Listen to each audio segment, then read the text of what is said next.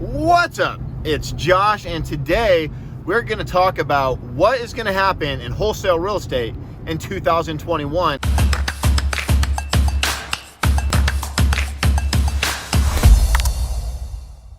At the end of 2021, will wholesale real estate still exist? Now, make sure to stick around to the end of this video, because if you do, I'm going to give away the #1 tip to keeping track of exactly where you're at in the hotness, coldness spectrum of your local wholesale real estate market. And this is a tool I have been using daily for literally my entire 12-year career. I promise you, it's going to help you gauge where you're at, not only monthly or quarterly, or just know that my market's really hot right now, really cold, but you will know to the minute daily what's going on. This is going to help you get more wholesale deals and make more wholesale money, because you're going to know right up front what you can sell properties for much faster, which is going to help you pay more when you need to, if you have to get a deal, or make more money because you know, hey, it's moved a lot in the last week, few days, etc. And I'm going to show you exactly how to do that. But I want to talk about first in general.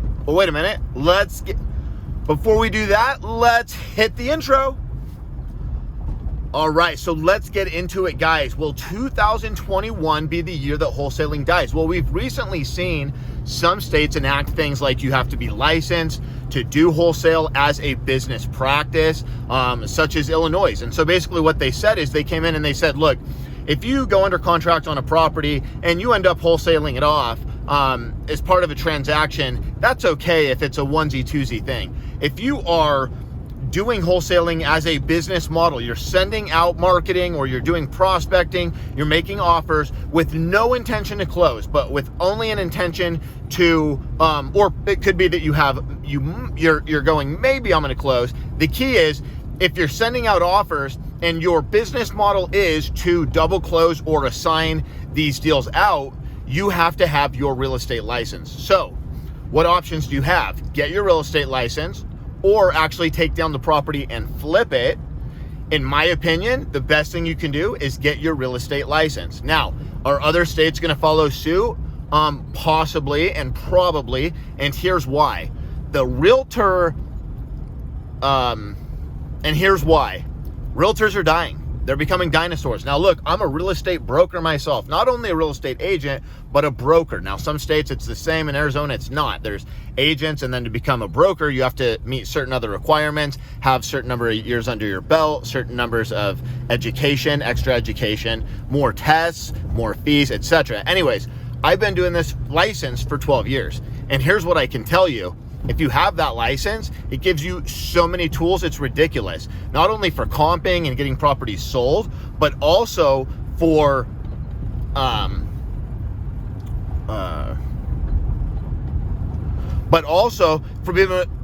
being able to get more deals. You can network easier with realtors. You can scoop deals off the MLS. Yes, in this crazy market right now, there's less than 1 month supply of inventory in the Phoenix metro marketplace, which is just insane. It would be normal if we had about 45,000 listings on the market right now, and we've got less than 6,000. And if you take out the stuff that's like on the outskirts, or it's crap, or it's a mobile home on space rent, shouldn't even really be counted, we have even less than that. It's like 3,000. So we're selling 11,000 a month. If we had any type of inventory, we'd probably be selling 20 or 30,000 a month, but there's just nothing. The market is hot. And what was I talking about? Let me cut back to. And even with that being said, because I'm a realtor and I'm in the trenches and I know how to talk to agents and I have all these tools and I can represent myself, I can actually get deals even in this hot market when they hit the MLS. Now we got to get them on day one. In fact, we just inked 2 deals this week. One today, it's Friday, one yesterday that were MLS deals. Now, how do we do that? They're getting multiple offers. We're showing up at the house and there's agents waiting outside, using the scheduling thing, going out, waiting, because it's just crazy. And we're still getting offers. How do we do that? When we're paying more than we should be able to wholesale them for up front and still getting a deal at the end of the day and still wholesaling the deal, how do we do that? So I'll make another video on that. If that just, you're like, what the heck, Josh, that can't be legit. Like what?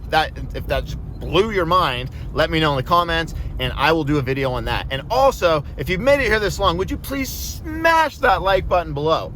All right, so back to what we were talking about. Illinois has done this. I think other states will do it. And here's why realtors as a profession is dying. With technology and with iBuyers, and this isn't nothing new. This trend's been going on since Zillow. Now, I'm not saying realtors will go away, completely, but the model is changing. That 6% that used to go to realtors on transactions is now shrinking because buyers and sellers are realizing that they can save part of that equity and not need a realtor.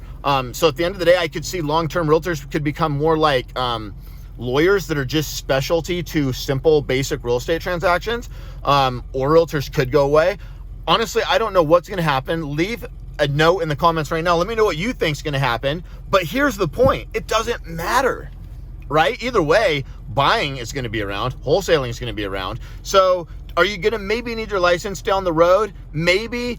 It shouldn't matter because you should be getting your license anyways to do more deals and have more tools. And guess what? If you have your license and they make it so that you have to have your license in your market to be able to do wholesale deals as a practice, your competition is going to go away overnight. I would personally love it if they made it that you had to be licensed in Arizona. Now that typically goes away most of my economic and political views and all that kind of stuff. But selfishly, if they made it so that you had to have your real estate license, higher regulation on the wholesale stuff, I would be a huge fan because that would eliminate a lot of my competition. Some of it would come back, in a few months, but a lot of these onesie, twosie a year type people, they come in, they do a deal or two, they grind it out and they're gone. That would open up all that market share. And here's the reality, guys. Wholesaling is basically brokering. If you're doing it as a business model and you really don't have an intention to close on the deal, or at least not nearly as many deals as you're putting under contract, then you're working with the seller and then you're working with the buyer and you're putting the deal together. You are brokering that deal. So I see where the states are coming from on that. And I also think that realtors and realtors associations, they want all those annual fees and they want to conserve their brand. They don't want that dinosaur to die. So that's what I think, guys. But regardless, in 2021 and beyond, wholesaling is going to be legal.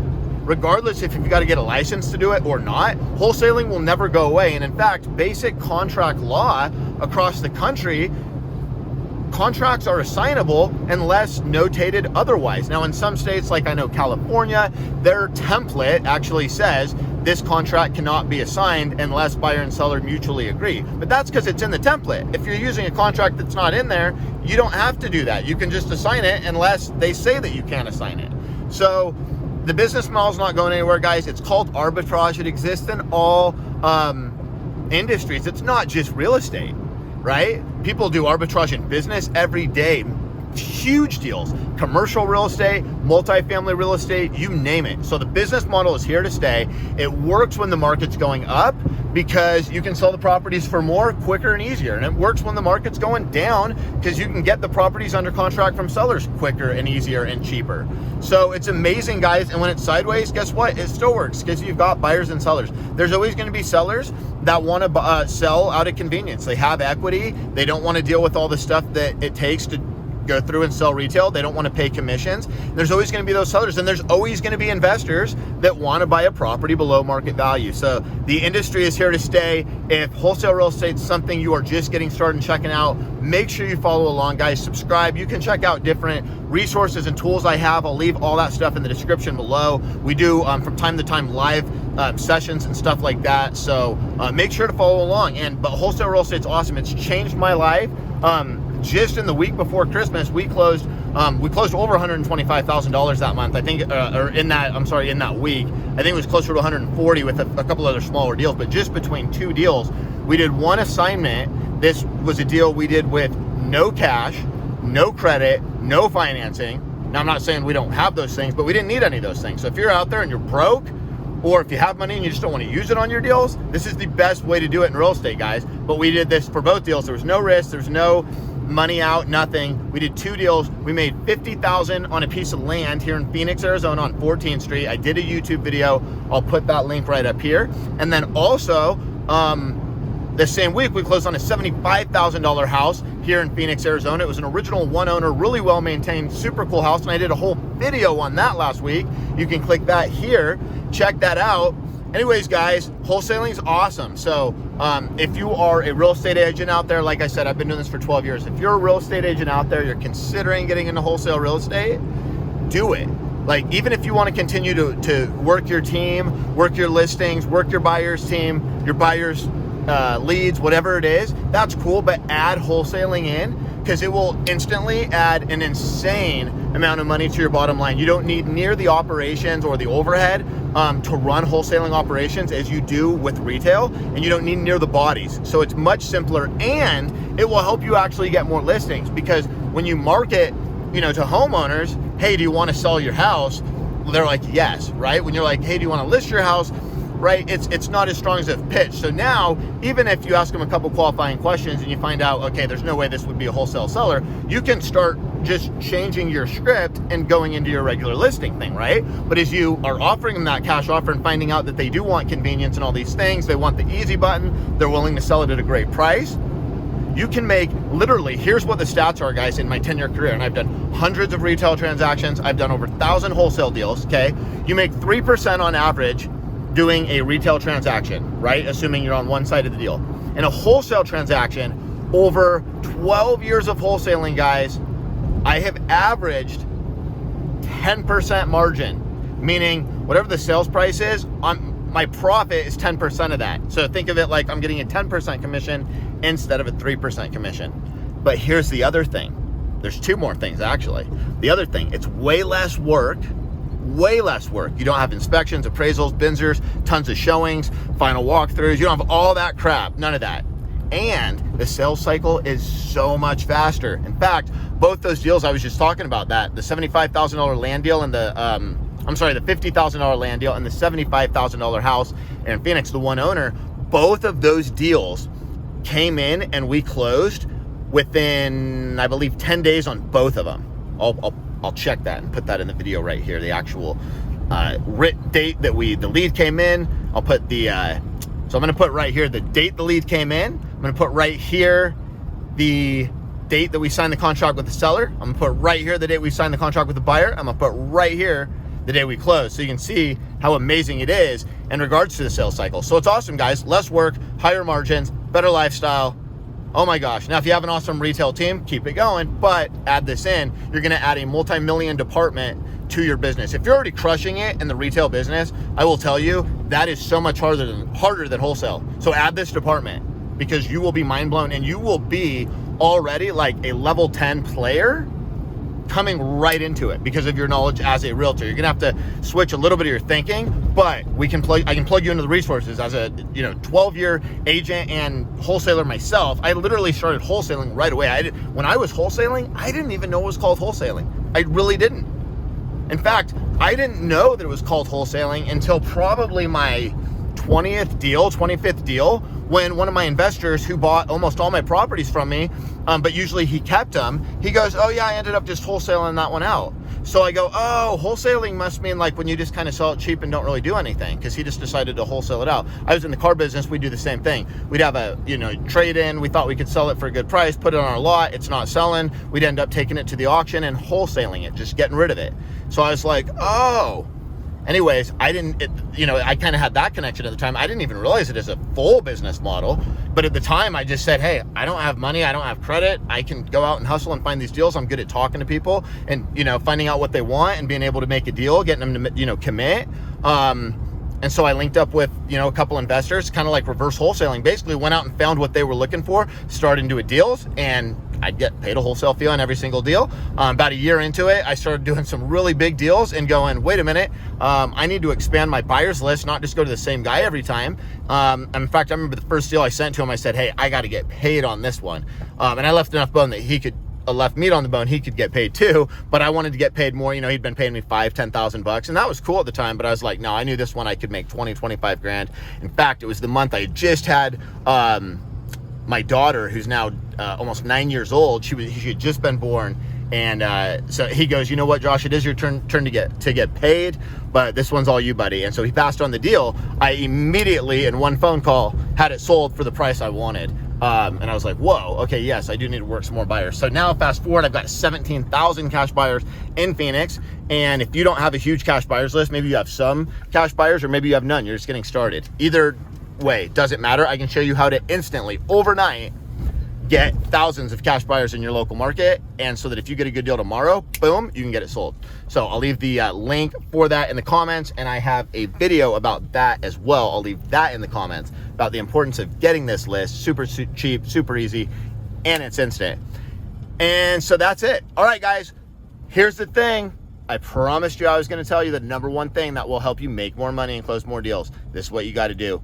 Follow the inventory in your market. Remember how earlier I was talking about that I'm watching how many houses are on the market per day, and I'm taking out the ones that don't count, and I'm looking at how many are selling per month. I'm looking at this daily, okay? As inventory rises in your market, as it's rising, if there's more properties on the retail market, generally speaking, prices will eventually start to rise.